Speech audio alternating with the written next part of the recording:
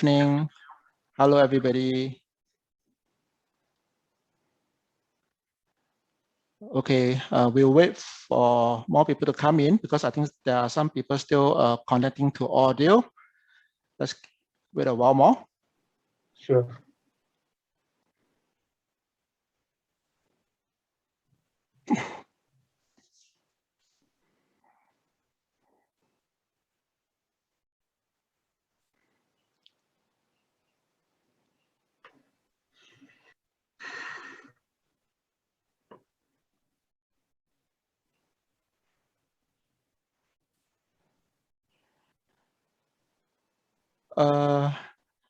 Eddie, I mean, if you are talking about the business analytic, that will be another events, another link. Oh, no. You hold on. Sean, I will put in the link. Okay, okay.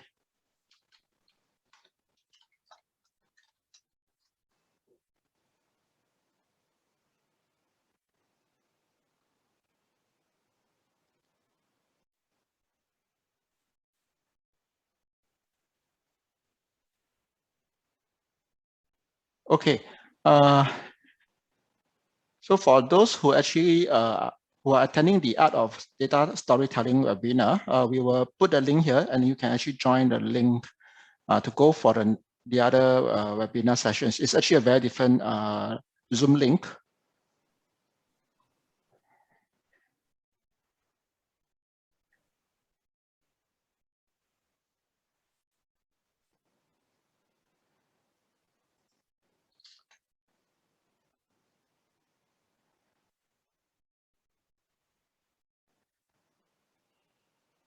Okay, good evening, everybody. Okay, so for some of you who are attending the data storing webinar, and when you click on the link, it comes to this webinar.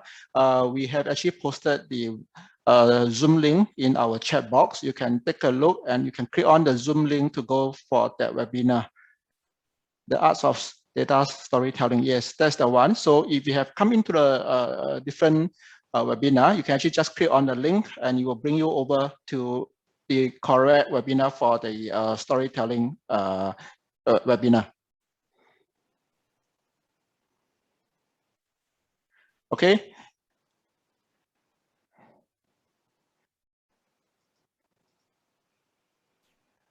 All right, so I think we are more or less done. I mean, for those who are attending the storytelling webinar, I think they have left. So the rest who stay put, I'm sure you are here for this particular webinar. So let's kickstart the event today. Okay, good evening, everyone. Okay, welcome to our HRM Online Masterclass Series, session 4. The topic for today is managing the workforce beyond COVID-19 from the HR perspective. So hopefully you are at the right webinar. Now, just a gentle reminder, if you do have any questions along the way, please feel free to type your questions in the chat below, okay? Our speaker and staff will assist to answer your questions later. There will be a short briefing of our SM Graduate Diploma in HRM after this masterclass also. So let me introduce the speaker for today, Dr. Effendi. He is the Associate Lecturer at SIM, focusing on human resource modules. At the same time, he is also the Executive Director at Singapore Scouts Association. From his education through to career, he brings along a wealth of experience in the field of human resource management. So without further ado, let's welcome Dr. Effendi. So Dr. Effendi, over to you now. A very good evening to all of you. Thank you, Son, for that brief introduction. Yes, indeed, I was. In fact, I'm not with the Singapore Scout Association anymore. I've retired from my position as the Executive Director, right, upon reaching my retirement age. So after my retirement as the Executive Director, I now work as a HR, kind of a head of HR and admin. Right, it is a Muslim organization that manage charities, right? They are called, previously I was at Petapis, yeah, for a couple of months, and then I moved on to Muhammadiyah, right? It's an institution that provides this kind of support the beneficiary, and I sort of hit the HR department over there, right? So that is my current position, right? In fact, I'm very delighted to be able to be given this opportunity to share with you my thoughts, my real life experience with regards to managing HR, and more so in today's context where the pandemic has somewhat or less created a new norm, and it has revolutionized the way we manage people from the HR perspective. So I'm going to share with you some area which I think that it will give you some overview and give you some thoughts and some sharing of what I've done personally, and hope it will be of beneficial to all of you. As what Sean have mentioned early on, if you do have any question, do please key in your chat, and I'll be very happy to provide some insight after my presentation. Well, as I mentioned earlier, right, the COVID-19, the pandemic is totally unprecedented and totally unexpected. The previous pandemic that we have that affect the entire global population was in 1918, the Spanish flu. We do have the SARS incident in Singapore, but nothing of this magnitude. No one expect that it lasted for so long, and we do not know really when it's going to end. I remember SARS in Singapore, it lasted for at the very most 6 months. It was in 2002, 2003. But with this COVID that has sort of happens sometime in fact, in December 2019, and in Singapore, in February, we went to the orange level, and then, as you know, the rest is history. We went into various protocol. We have the circuit breaker, and until now, we are still managing the increase in the daily infection in the community. So we have more than 20 months, and yet we have seen situation whereby there's an increase in depression, increase in the emotional feelings of our people in managing, in trying to mitigate the effect of COVID-19. So from the HR perspective, right, how do we then ask ourselves in this new normal of ensuring that we continue to take care of our people, ensuring that their well-being is at the top of our priority, especially when in today's context we are encouraged, in fact, working for home has become the default. And in fact, as we move forward, the new normal will be somewhat hybrid working arrangement. And I see this as something that will affect us in a very, very near future. In fact, in some organizations like Google, Apple, HP, they pay people to work from home because there are advantages of, there are a lot of cost saving, and people don't have to commute to work, and they use their home as a place to get things done, and especially when this will help to reduce the manpower costs, right? So in given this situation, how then can we in HR help organizations so that we can add value and develop strategies to address these concern? Now, let me just share with you this. Now, I think let's talk about the current state environment that we are facing today. globally. Harvard Business Review in 2014 coined the term the VUCA environment, VUCA, right? In that the world, the environment today, the business or the public and private environment is so volatile. Volatile in the sense that there are a lot of things that we do not know what's going to happen, to a point whereby things become unpredictable and difficult to really manage, because it's so volatile, it's so fluid, to a point whereby long-term planning becomes futile. People has now come up with plan to have developed short-term planning rather than emphasizing on long-term perspective, because you're not really too sure what changes are going to take place. Uncertainty, definitely there's a lot of uncertainty. We do not know for sure this pandemic, when it's going to end. Nobody can really tell with accuracy exactly by when we can perhaps move on and live side by side with this COVID-19. Right? And of course, complexity. The world is so complex today that we are so interconnected with one another. And technology facilitates this process of interconnectivity among organizations.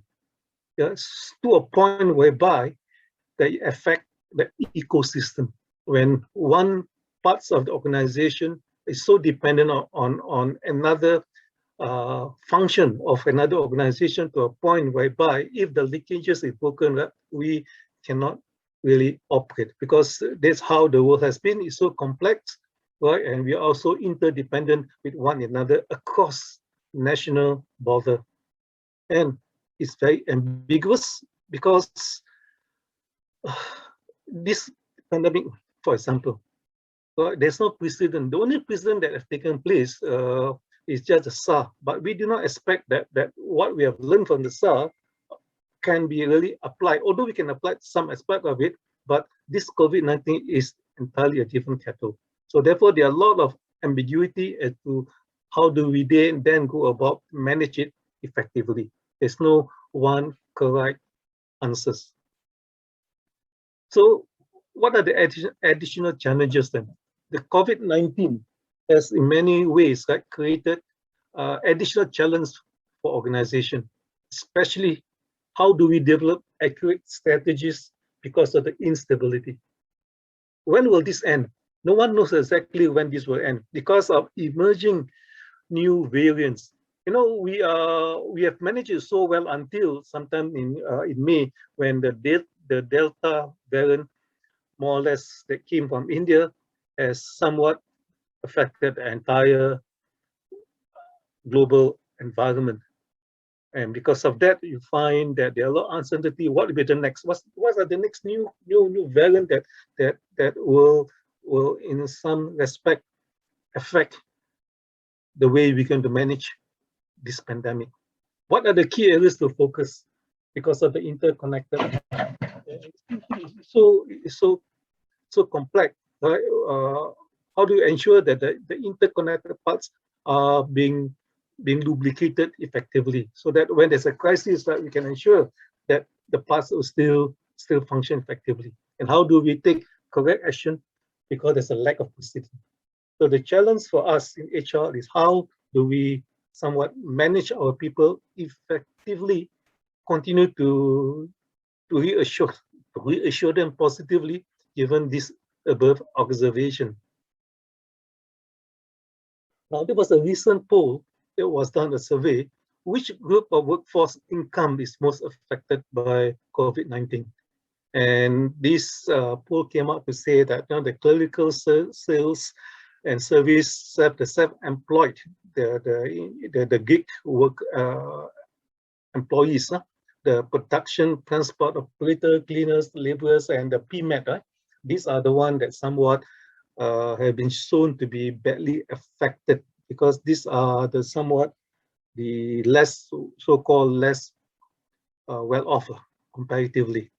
So if you look at the blue collar bear the brunt, right? For every 1,000 professional who find the PMAT, right, you have about 2.7 X in that period of April to June last year, and more people have lost their job, those in the clerical sales and services. You look at this, so these are the how it affected the job environment in Singapore per se. The low paid are in fact more affected. If you got to perform certain work, they are not really performed by most people, because people have higher education, they do not want to do jobs somewhat of low degree. So therefore, these are the low paid people. They are people like, you know, the Grab drivers, the casual contract part-time staff, you know, those in the F&B, the cleanings workers. These are the workers, the seasonal workers. These are the kind of people that are normally badly affected, because simply if they don't turn up for work, they simply don't get their earnings, so they don't get paid. And these are added into the financial strain, causing a lot of emotional distress, because, you know, they become very depressed and anxious because of the uncertainty, do not know whether or not they will have a job, but they're able to put food on the table, right? And they're also concerned about household expenses. How do you ensure that you have enough financial capacity to pay your rent, to buy your foods, and to see to the children's needs and in the coming months. So this is what the observation was shared by a survey done by Beyond Services. And NCSS also made a kind of a survey, right, with the executive directors of the social service agencies. They find that what the question asked is, what are the key challenges? The key challenges that organization face during this period, and many find that one of the main challenges, the top main challenges, are digitalization, because they lack the funding, they lack the expertise, and of course, in time of crisis, when there's lack of money, finance become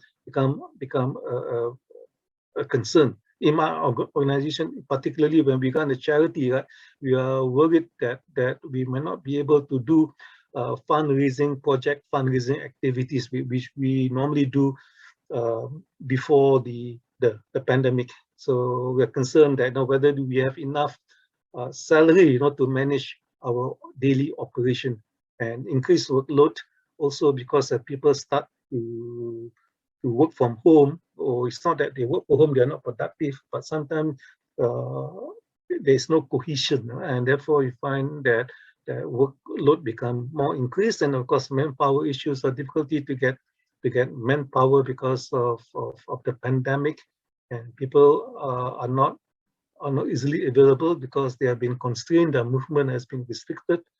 And there are some issues with regard to volunteers as well. It's becoming a concern as well, especially for my organization. We are volunteer based. There was a study done in Singapore some 4 years ago, where they involved about 6,000 participants, and they discovered that women then are more likely than men to have suicidal thoughts. Yeah, and that primarily those with lower education in secondary 2 were five times more likely to have attempted suicide than those who completed university. The reason given is that those with university education, they are more versatile, they are more exposed to resources, and they are better able to cope up with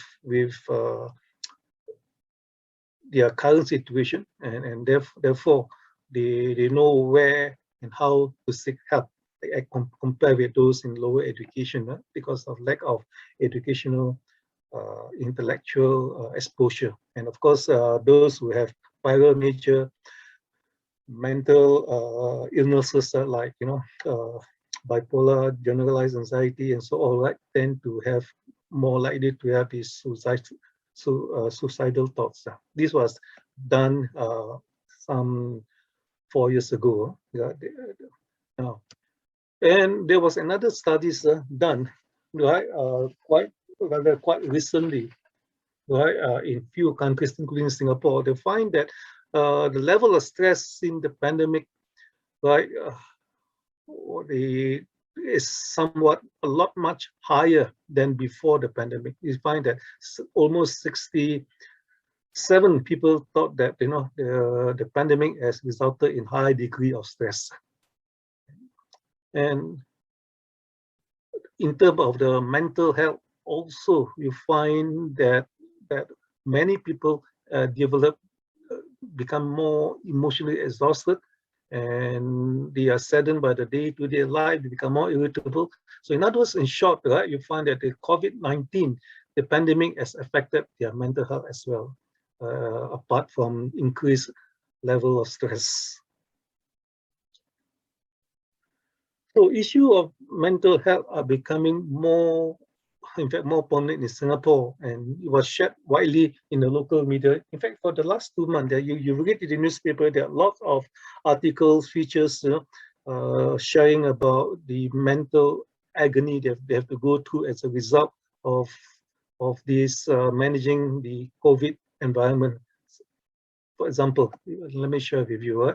This article was features 2 weeks after the incident in school where a student was found dead. If you remember that one of the students was, unfortunately, right, been more or less attacked by his peers, and unfortunately, the studies found that for those students in particular, right, the parents don't want students to seek medical treatment early enough because of the so-called stigma associated with mental illnesses. So if you have a history of mental illnesses, that sort of deflate your ego and affect your self-esteem. So people tend not to seek treatment early when there are certain symptoms of depression or sadness. And mental illnesses have been found to become more common in Singapore. In 2010, you find that about 12.5%, in other words, about one in every 8 people is likely to develop mental illnesses. But in 2019, it increased to 14%, whereby 1 in 7 people is likely to get mentally ill during his or her lifetime. Then you look at in August 11, when the pandemic broke out last year, right?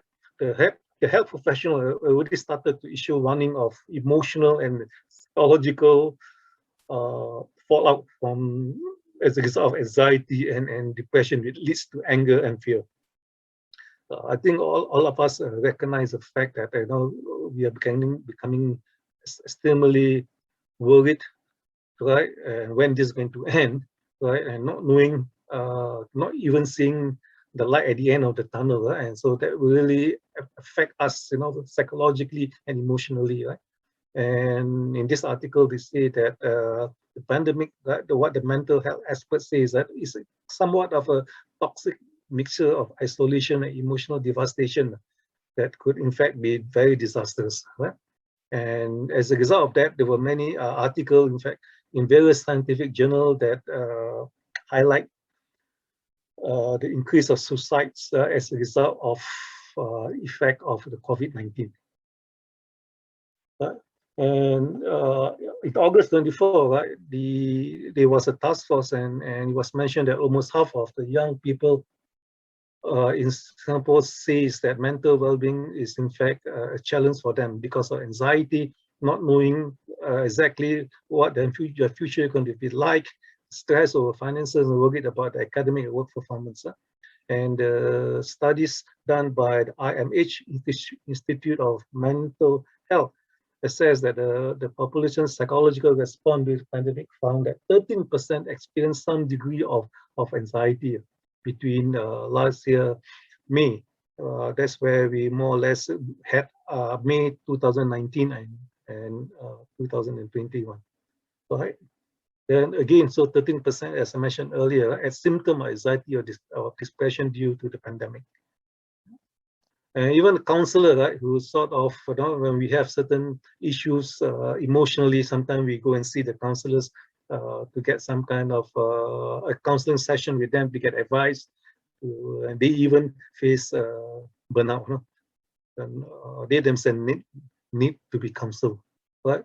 What work is at the end of the day, we need to de-roll. You need to sort of de-stress, and so that your work does not really affect your day-to-day operation and affect your relationship with your family. Because the result, because of the pandemic, right, they have been confronted with a lot of counseling work to a point that it really sap their energy, right, and increase their stress level.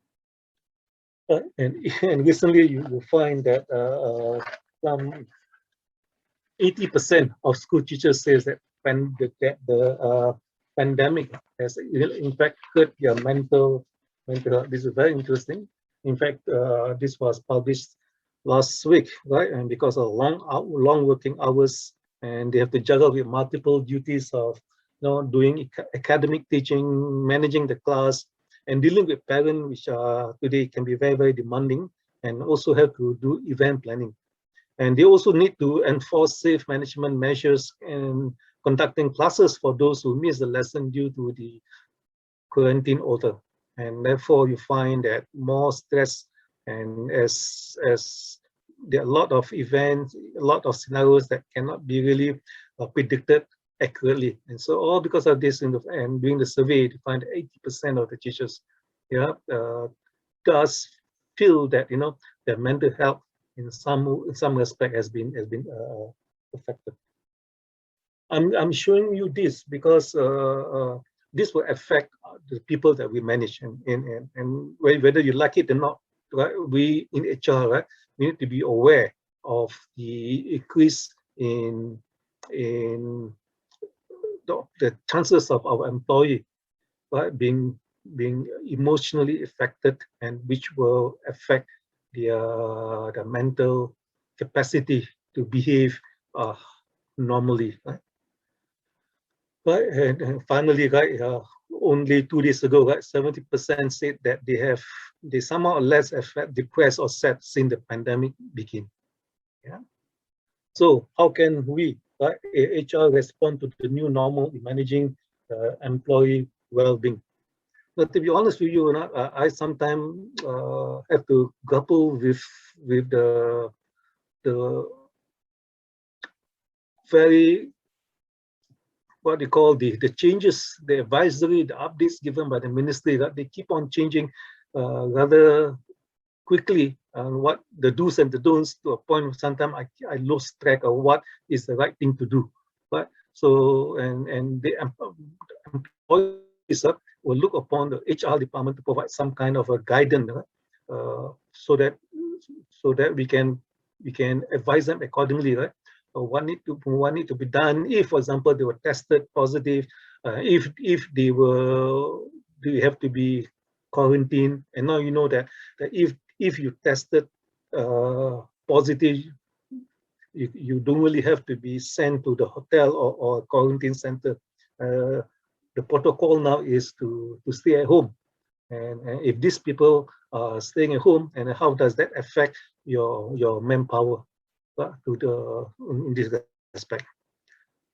So basically, it's about about people and their needs. Right? So in HR, if you want to be truly find a purpose of working in HR, you must like people. You've got to be people oriented, right? Because HR is about seeing to the needs of the people. The people here is the employee. You've got to make sure that that our priority to ensure that our employee are, I use the word, happy, yeah, and they find purpose and meaning in working in the organization. And how do we add value to ensure that we can develop strategies to move toward this direction. Right. So employee well-being. Okay. What is employee well-being? Employee well-being focus on how an employee duties, expectations, stress level. You know, it's about their work. What are their expectations? It's about helping them to distress, right, and to ensure that at the end of the day, they feel happy, they feel physically and mentally healthy, and they find purpose in doing the job.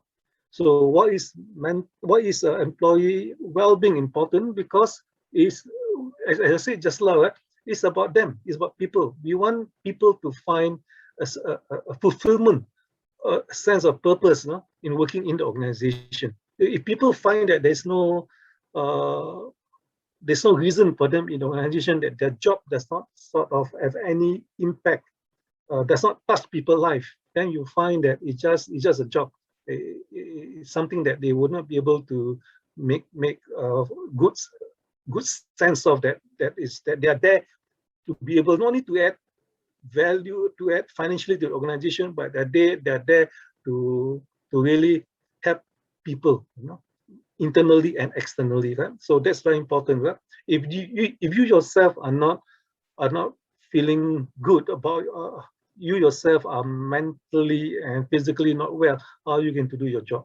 So that's why it's very important for us in HR to ensure that the well-being of the employee is given the first priority, and more so that the pandemic has caused disruption to our day-to-day work, and this has implication for productivity and even working relationship. You know, people now, you don't get to see more people in the office now. They work from home, although you can still stay connected to your video conference, but it's nothing like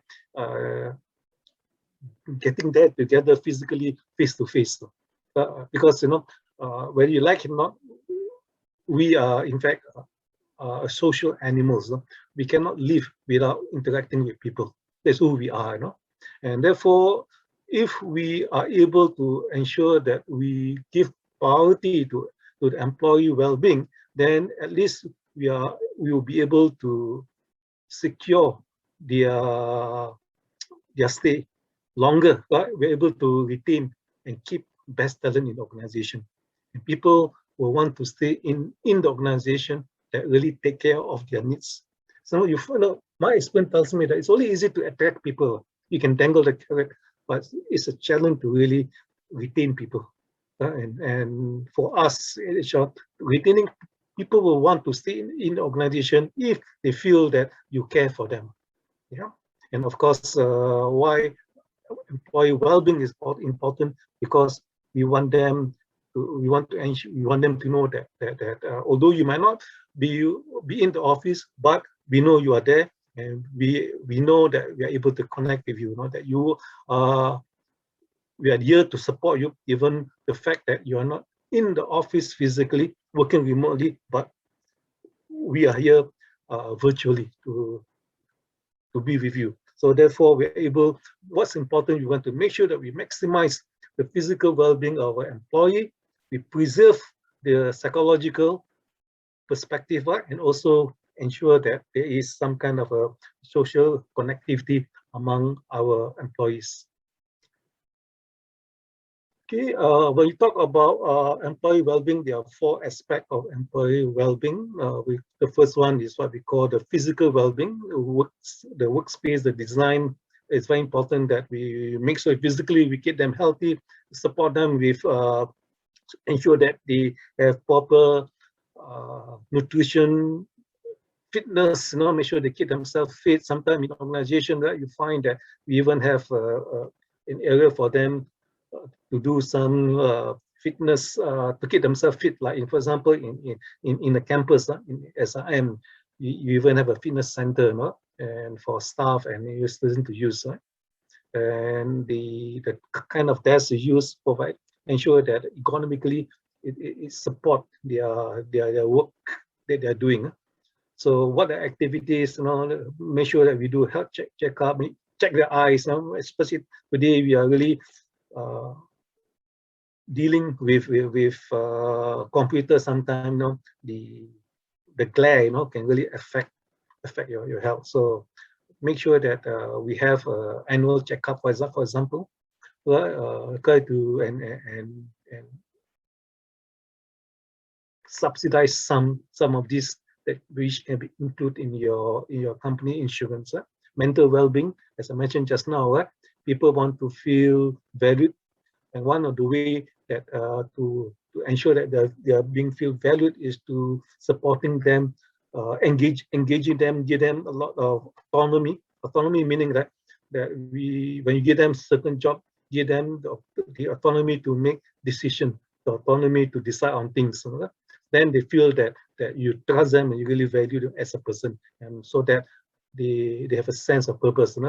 And also, but how stress management? Sometimes we can send these people we can give people a talk about stress, how do you manage your stress, and then provide counseling session. You may not be an expert in counseling, become a counselor, but you can facilitate the process, direct them to professional counselors where they can sit up, so that they feel that there's someone there to support them if they need to address issues with their mental well-being. Social well-being, of course, is very important. Build network and teams. Don't forget that virtual teams. We have in my companies, I know some companies we have what we call a food day. And on that particular day, we provide food at lunch. And at the same time to share learnings. Financial well-being, also very important, particularly now that because of the COVID situation, right? In some companies, you experience a cut in salary, and because of that, how do we help them to manage their financial obligation? Right? We can get a financial consultant to help look into how they can gainfully manage their saving and investment, their retirement plan, and even getting more insurance to help them for their retirement. So when you talk about, I expect employee well-being in general, so we're talking about 4 aspects: physically, mentally, socially, and financially. Okay, very quickly, I just want to share with you, right? We, as I mentioned to you earlier, we are now working remotely. Remote working has been the default, and you are going to be the default in many months to come, right? And many companies, as I mentioned earlier, right, that the way forward for many organization work arrangement is going to be a hybrid system, right? And as you know, working from home, while it can be very comfortable, but it can be very distancing, especially when you have your younger children at home and you have to juggle between the need to see to your domestic work, as well as to see to the need to fulfill the requirement of your job. Yeah, and even there are cases whereby in your home you don't have a proper workstation. You are sharing your rooms with your children, and that can be very uncomfortable, and may affect you psychologically, right? So you have to bear in mind, right? How can we help our employees, right? More importantly, the employees, that they know if they need help, where to get to. Even in your organization, right? You got to make sure that there's someone that can respond to them. For example, an hotline, within if they need help. That is very crucial. And they also need to know that the top leaders also are there, so will stay connected. If you need to talk to the leaders, you need to talk to your bosses, they are there to reassure you. And this is very important. You got to ensure that the top leaders are there to be with you in time of difficulties. And you got to make sure that there's a system in place to monitor the mental well-being to a point whereby you find that there are symptoms where your employee are showing some degree of depression, then I think there's a telltale sign which you need to perhaps to intervene, intervene in such a way that you don't deflate their ego, but at least you must sort of watch, listen to them, right, and try to monitor their well-being. And employee assistance, right, make sure that as I say earlier on, right, if they have any inquiries, queries, and you got to be there to help them. You're not a Superman in HR, but you can facilitate the process. So how can you do that? As far as possible at this point in time, try not to overburden them with overtime. Because of the COVID situation, it's really caused them a lot of stress, right? And how they can optimize their work, how we can learn from best practices. What do we learn from this working at home, and how, for example, and this experience that we are managing the COVID situation, how can we do it better the next time, right? And support the employees so that they can go and develop, so that you can upskill them, they can assist them, find ways and means for them to learn new skills and acquire additional competencies. One way in some companies, we give them some kind of a leave of absence, right, for a certain period of time, what we call sabbatical leave scheme, to allow them to really have a good opportunity to reflect upon themselves and recharge themselves, right? So the sabbatical leave, we call it, right? It can be for a couple of days. It can even be for, in some organization, even 1 or 2 months, for them to really sort of don't think about work, but at that point in time when you're on sabbatical leave, you can pursue other area of interest, and in that process help to revitalize yourself. Okay, and the tripartite, advisory on mental well-being under this tripartite platform, right, says that their recommendation, which we can consider, that you got to have someone in the organization who are in charge of the ensuring the mental health of your staff. These are the person that you got to appoint somebody, so somebody knows that whenever you have certain issue with mental health, when people have feeling of loneliness, sadness, they go into depression, this is the person that the person which will sort of oversee, and that the person that someone can really go to. And we got to train our HR people, right? Even and our managers, to learn to be a good listener, to be supportive of them.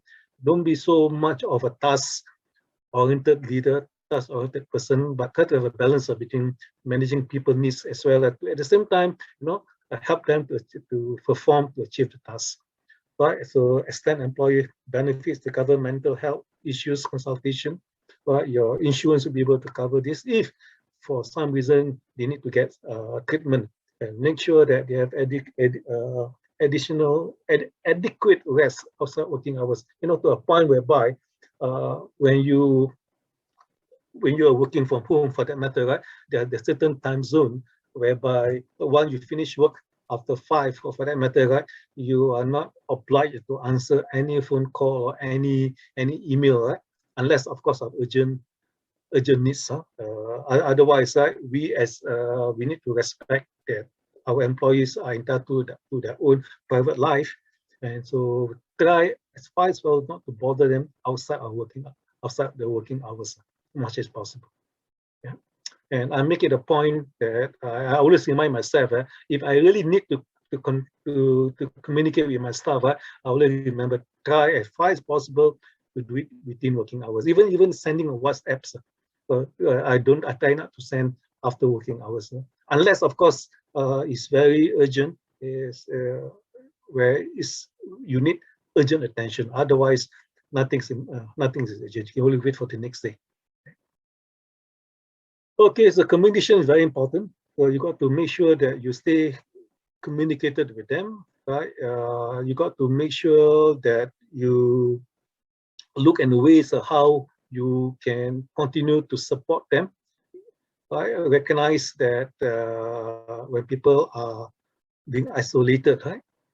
How can you ensure that you continue to check with them, put them in some kind of a team to work together so that they can work together as a team and check upon one another.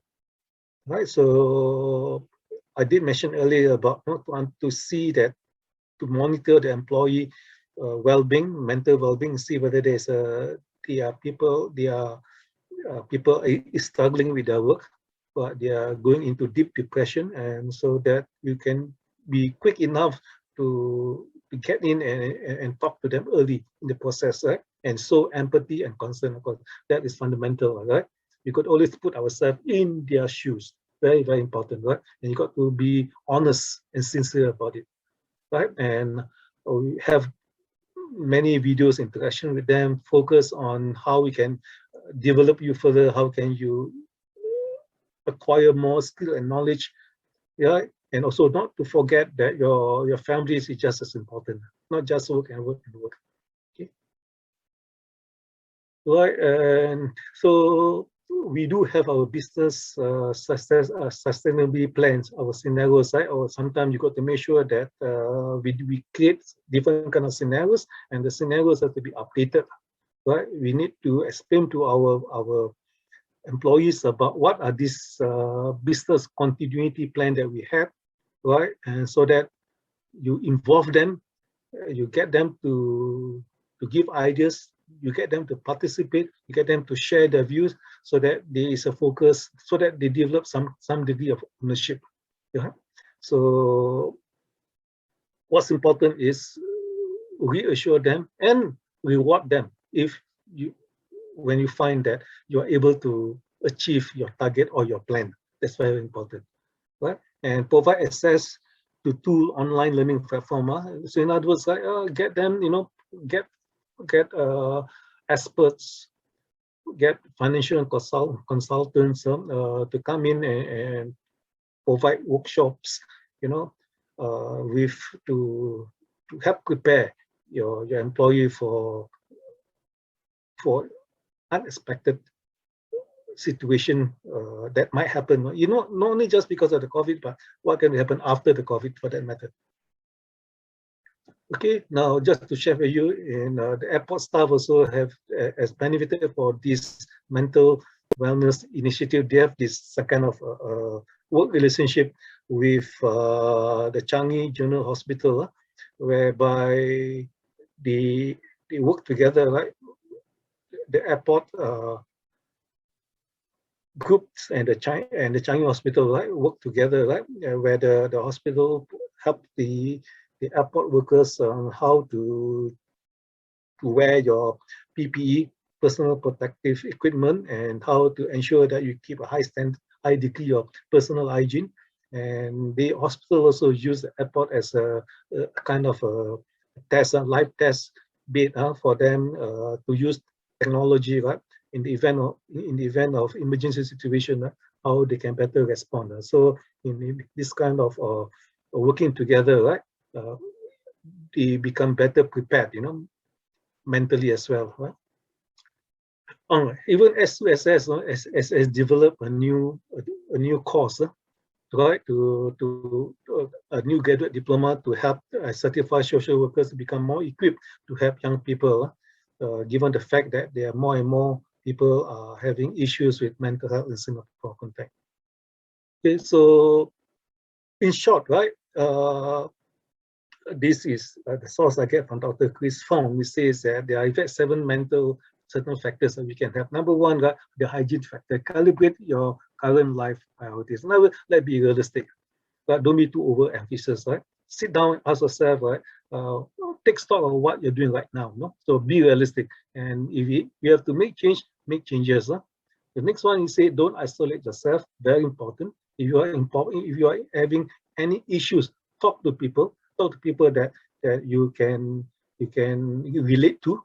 And in HR, sometimes these are the people, where they come to. In my organization, I always tell them that if you have any issue pertaining to work, even with regards to family, if I could help it, I'm here to listen. I'm here to listen to you, and maybe I can facilitate the process to get someone else who knows better than me to help you. Right? So more importantly is don't keep to yourself. Right? You must learn to connect with people. right? And then do something meaningful in your life, get out of yourself to touch people's life, volunteer your work. And this, you can see a whole world of different when you're able to touch people's life. Next one, right? Identify. The word identify means you yourself got to have faith in yourself, love who you are, right? Very important. No two persons are alike. Never evaluate, never compare you with another people, because we are all different. We have different set of DNA, we have different set of interests. So learn to love yourself and be proud of it. That's very important, right? So that you develop a healthy sense of self-esteem and ego. Of course, eat well, exercise, very important, right? I think it goes without saying. The more you exercise, the more you help your physical well-being and help to reduce your mental illnesses along the way. Start to reflect. Write down about what you have learned, what you have not learned. For example, at the end of the quarter, what have you done? What have you not achieved that you have planned to achieve? And why is it so? So that upon reflection, you will be able to do things better the next time. And lastly, right, don't look back, look forward. Very important. Yes, look back to learn from what mistakes, what you have made, strengthen the areas where you've done better, but move forward. Don't always live in the past. And if you can pay some key attention to this, perhaps your life will be better in a way. Right. So with that, I thank you, and I shall now pass back to Son. If there are any questions that you want me to address, please. Okay. Thank you, Dr. Effendi. Well, that was very insightful. All right. Yes. Yeah, I mean, HR job is never easy. So especially during this pandemic period, Okay. Yeah. Anyway, just to let the audience know, I mean, if, in case you will miss the start of this masterclass, we do have the recording made available at our masterclass YouTube playlist. So I will send the link over in a while, but it will be made available 1 week after this session. So just keep a lookout for that. We will send you emails to remind you once this is up. But for now, let's address the questions from the floor. Okay. Now, we do have one question so far, but I mean, we do keep the questions coming. If let's say you can either type in the chat, if not, you can also just unmute yourself and ask the question. I have one question here from Xing Yun. Okay, so how do we deal with the stress of boss who has the mindset of staff slacking when working from home? Well, change the boss. In actuality, to be honest with you, right, that you must always try to put yourself in the boss position. Put it away, right? I think that's all I do. When I disagree with the boss, I try to understand why is the boss asking me to certain things. Yeah. So maybe then you can understand why he asked you to do certain things. But if you've been not reasonable, right? My advice to you is have a talk with him. And sometimes it really helps. Just have a dialogue with him. And be open with it, and be upfront and tell him that I think what you have done, it affects me, right? I think what important that we to have, in order to have a healthy relation, we must learn to trust one another.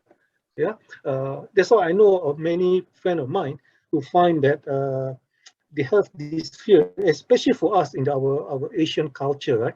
It's difficult to say no to the boss. I remember working overseas when I was in Switzerland, right?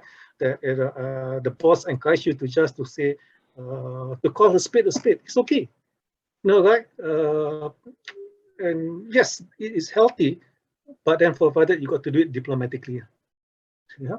So at the end of the day, always the word empathy, right?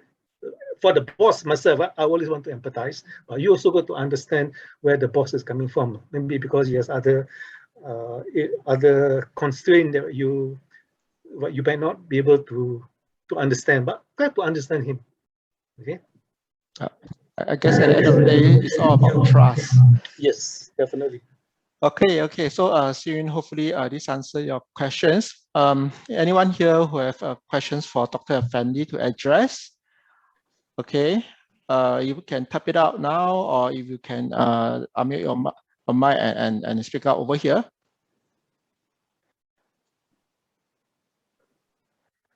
Okay. Dr. Effendi, actually, Sirin replied to you. Yeah. Okay. Now, if someone do not perform, I think you deserve to be told, to be honest, right? This is what we call managing expectation. Right? It's very important, right? So you work in an organization, you are paid to do a certain task.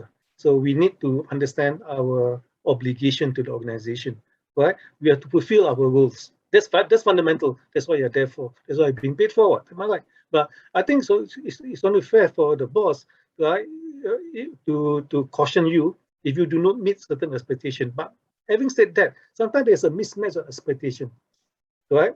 So it's good to clarify expectation so that at the end of the day, we understand each other better, right?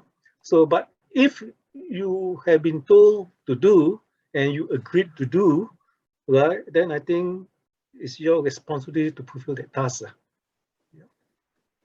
Yeah. No boss, no boss want to just to run you down. Right? I don't think all of us are human to many respects. Right?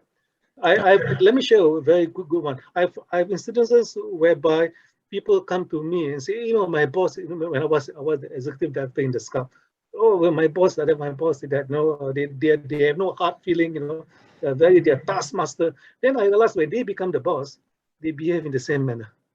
They're forgotten, put it this way, right? So that's why, it's good to really reflect upon yourself. It's only easy to say about people. But until you are there, then you know, right? Yeah. Okay. I mean, the other way around, of course, is constant communication, because Yes. if you talk to your boss often, I think you put your boss at ease that they know that you are doing something. Yep. Okay, so we have another questions from Yvonne. I'm away from the workforce for 10 years and hope to be back into the workforce. How do I go back to my previous professions? Previous profession. In other words, you want to go back into what you're doing previously. Am I right? Well, if that you want to do, you ask yourself, number one, is that the job that you really want to do? If that you really want to do, yeah, and then explore job opportunities also, right? But again, I would suggest that before you go back to your old job, you ask yourself, over the last 10 years, what have you done to improve yourself? What have you done to acquire additional competencies? So that when you go back to the organization, you're able to add more values rather than be your old self. Yeah. Because maybe the questions come from the fact that maybe they are fearful, because after going out for 10 years, now going back to work again, there must be certain fear in them.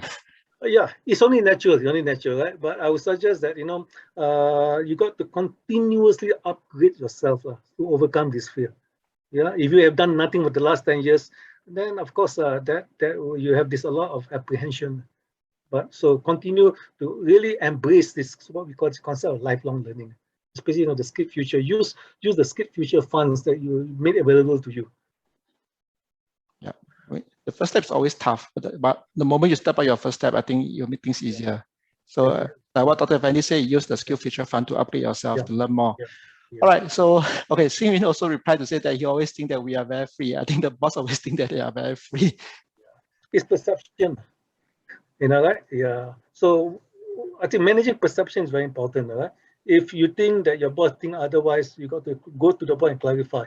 Why is it you think that I'm free? Let's have a talk, right? To clarify doubts. Otherwise, that perception become a reality, which may not be healthy. Okay, thank you. Is there any more questions coming? If not, we can proceed to the next segment. I mean, you can continue to keep your questions coming by typing here. But meanwhile, I will hand over the time over to my colleagues, Isabel and Clara, for a quick briefing on our SM Graduate Diploma in HRM. Over to you, Clara and Isabel. Good evening. Just give me a while. Are you seeing two PowerPoint slides or just the main page? Two. You have to swap your display setting. So wait, yeah. Hold on, give me a while. Let me do something.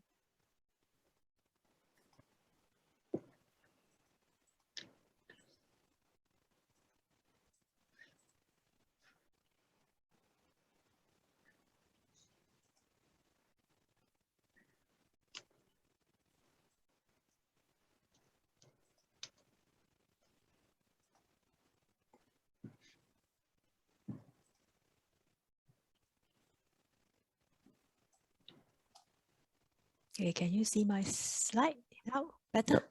You can put to presentation mode will do. Yeah. Sorry, then stop yeah. your display setting. Okay, now can. Okay, so good evening.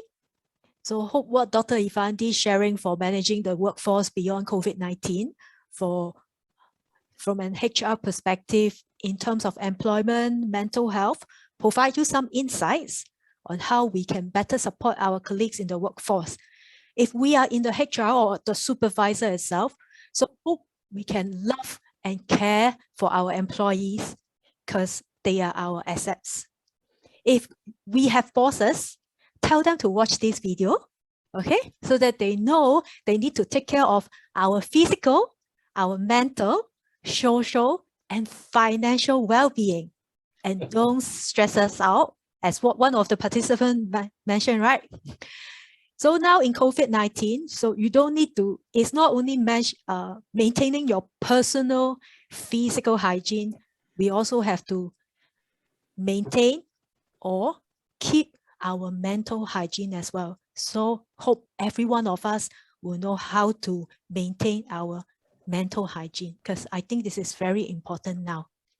Okay, so if you want to know more about the HR theories, practices, and application, just stay with me for another 10 minutes. We will share with you more about how you can widen your scope of knowledge for the HR cycle from strategy to recruitment, employee development, performance management, employment relations, employment law, and HRM. So if you want to, SIM actually offer the Graduate Diploma in Human Resource Management, we call it Gthrm, that covers all the area I just mentioned. So I'll be sharing with you about the admission criteria, the program structure, and our head of program will share with you the program unit details. So for all the degree graduates or diploma holders who are 30 years old of age with 8 years of working experience can apply and enroll in our Gthrm program. Qualification attained in English will meet the English requirement. Graduate can then progress to Warwick Master of Science program and SUSS Master program with exemptions. So if you want to know more details, you can actually go to our website. It's already indicated. There are 3 terms. So we have January, May, and September every year with 2 modules per term. The class mainly falls on Mondays and Wednesday or Thursday. So it's 7 to 10 p.m., 3 hours per night. Okay. There are 13 lessons for modules within 12 weeks. So for SIM graduate programs, we are having blended learning. So what is blended learning? It means we will have 6 face-to-face lessons and 7 online lessons.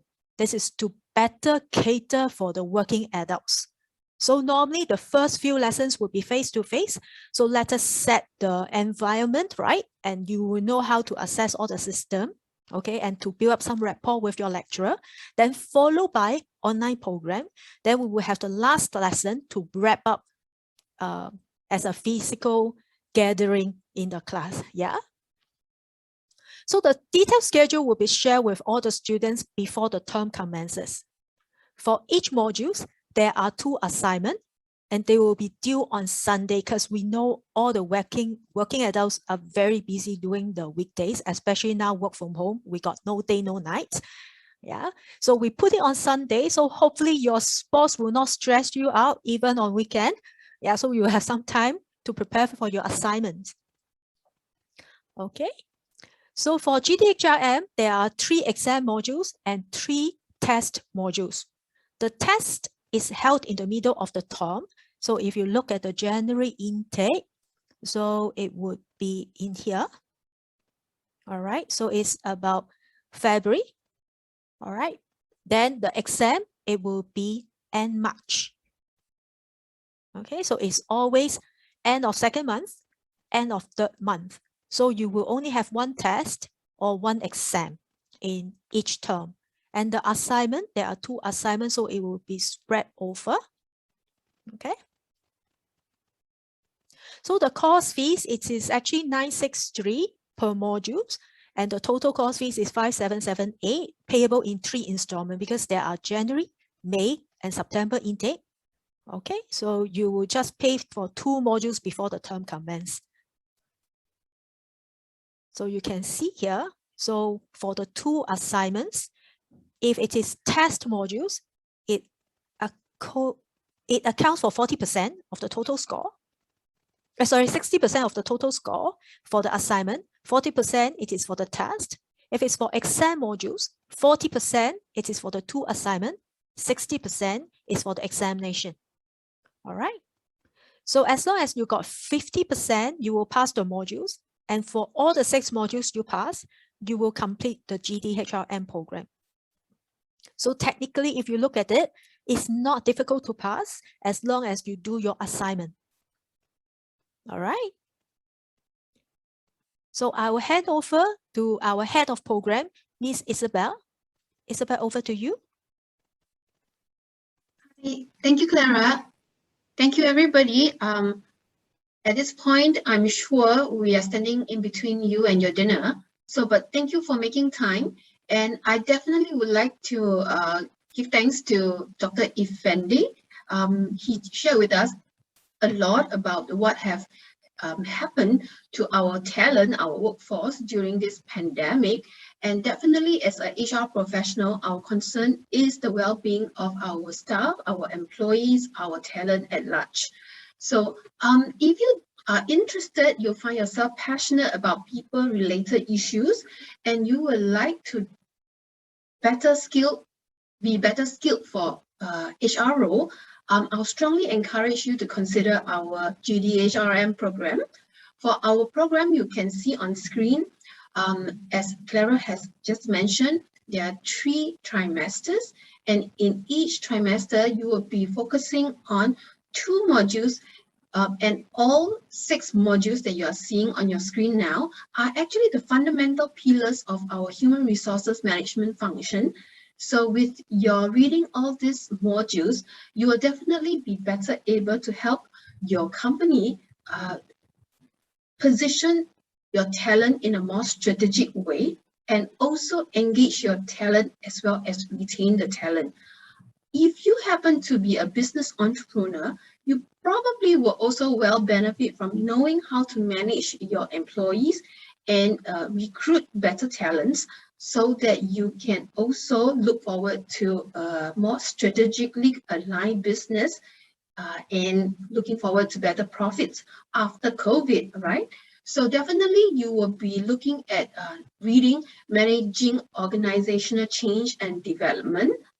And if I recall correctly, Dr. Effendi is actually an expert in this field. We are also looking at employment relations and law. So in Singapore, you will be studying Singapore employment law as well as our Employment Act. That will make you relevant to our employment issues.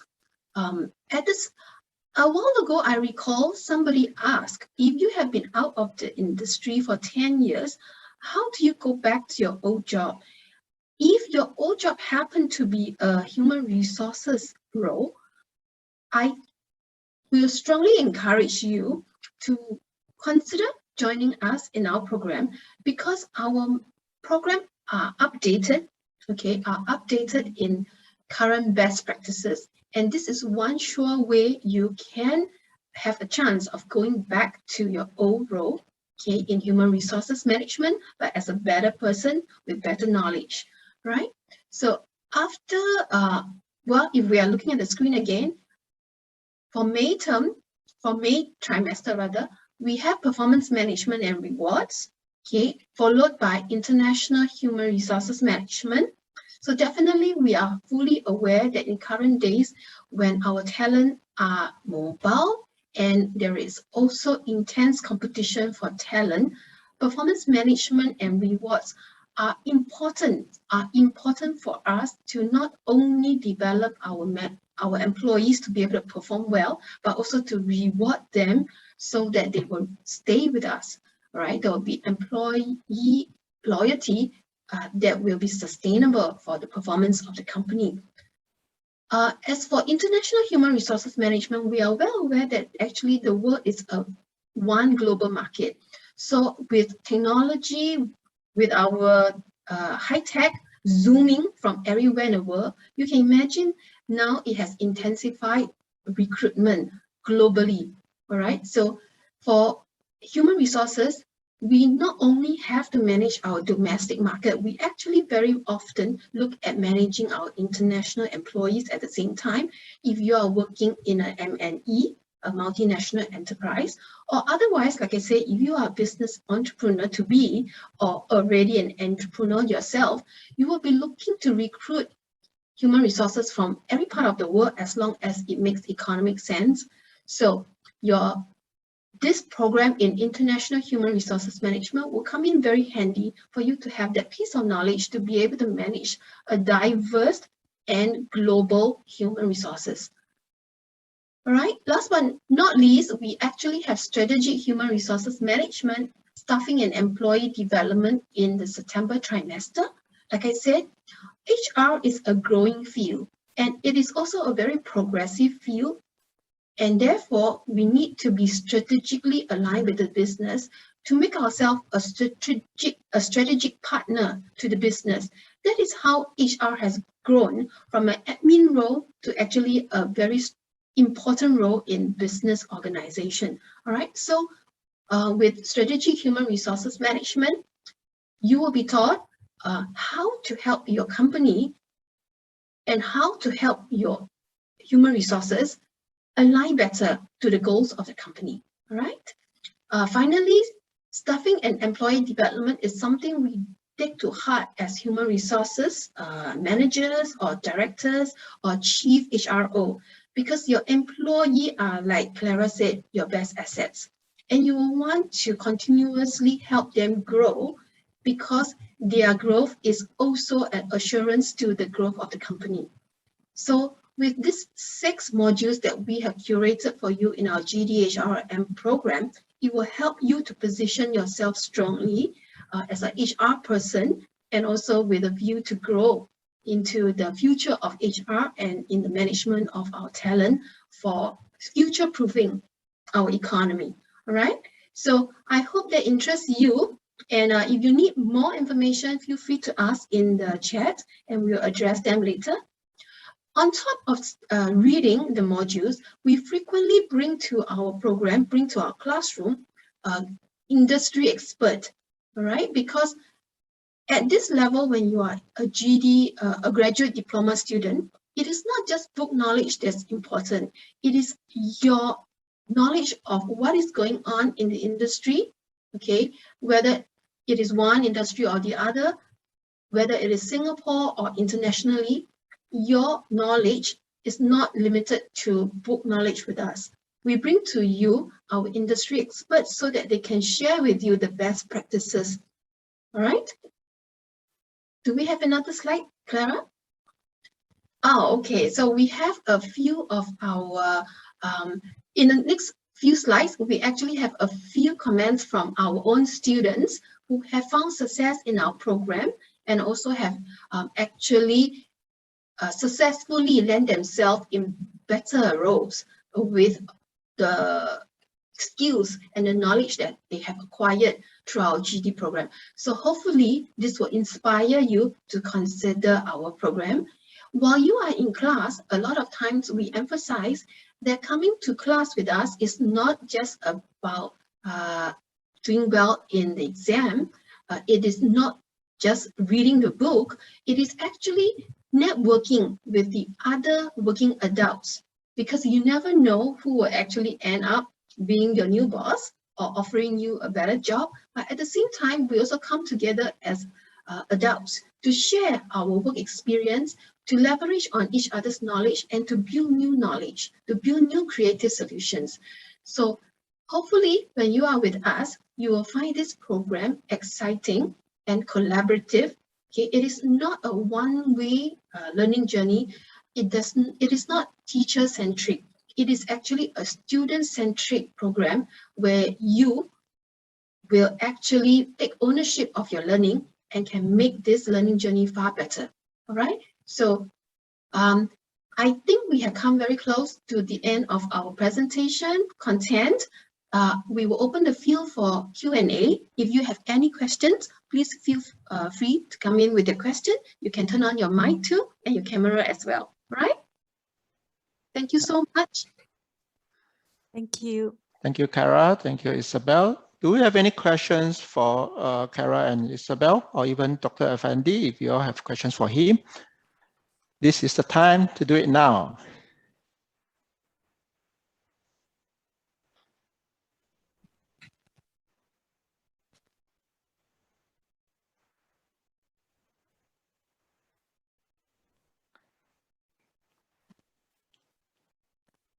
I mean, you can just type it in the chat, or you can just unmute your mic to speak up to us. That's fine.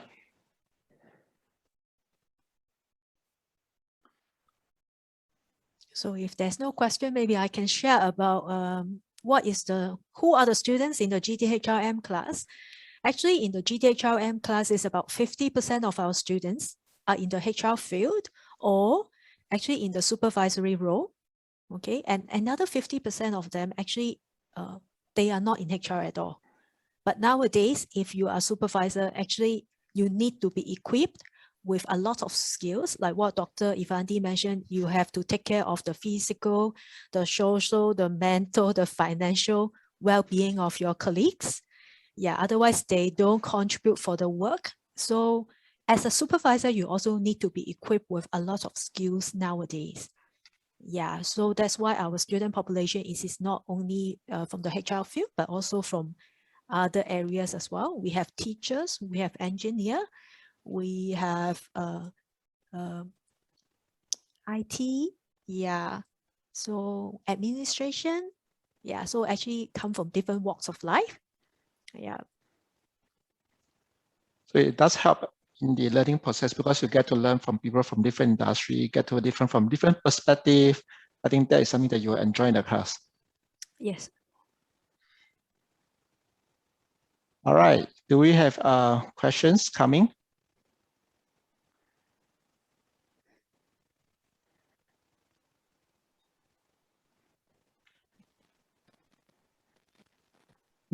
Okay. It doesn't seem that. Oh, yes. Amy. Amy asks, how many students are there in the class? Okay, the GTHRM class is not a big class. Right now, it is less. It's about 30 people, 30 students. Yeah. Must be 30 years old with 8 years working experience to enroll. That's from Kenzie. If you don't have a degree, I'm afraid, yes. If you have a degree, actually, once you have a degree, then you can come into the GTHRM program. Yeah.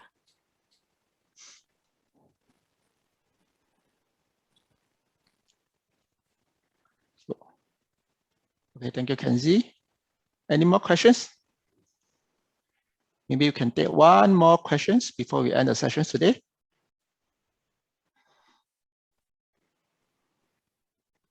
Maybe I just add one thing regarding the admission criteria. If you have doubt whether your qualification meets the entry requirement, do let us know. Send us your qualification, okay? Then we will advise you before you apply for your application. Then it will be safer for you as well. Yeah, so at least you have some ideas whether you meet the entry requirement or not. All right. Okay, so Yvonne asks, can this program helps in secretary role? Secretary, okay, I think as I mentioned is right now for this HR program, we touch on a lot of areas. Yeah, so it really depends on how you apply the knowledge into your job. Because if you are secretary, maybe you also deal with different expatriates. Okay, maybe your boss is from some other country. You may need to apply dependent pass, or you may need to know the employment law in Singapore in order to advise accordingly. Yeah, so actually all the skills that you learn in the HR may also apply accordingly. So it really depends on how you apply the skills, and the application is very important. Yeah. Okay, thank you, Yvonne. All right, so I think that's about it. So I hope everyone enjoyed the masterclass tonight, and thank you for spending your precious Thursday evening with us. So I mean, if you have no further questions regarding, if you have further questions regarding the topics or the programs in GTHRM, you can write into us or call us at our inquiry hotline. Okay, so I can type in the number over here and the email address. So okay.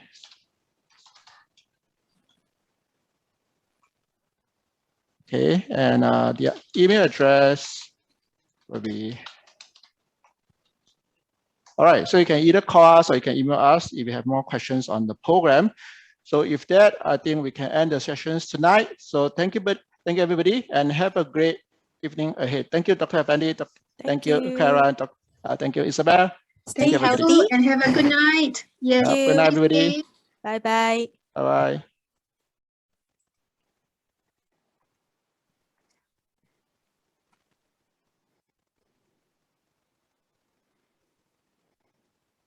Hey, Sean, you stay for a while.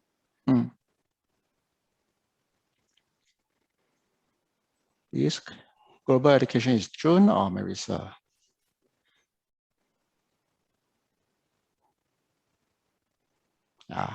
Hey. I know.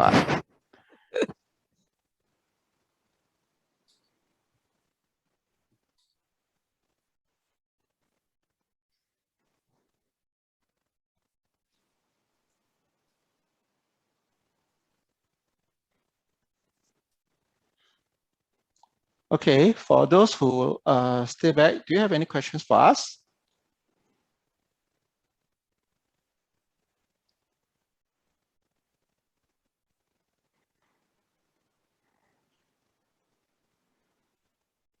Okay.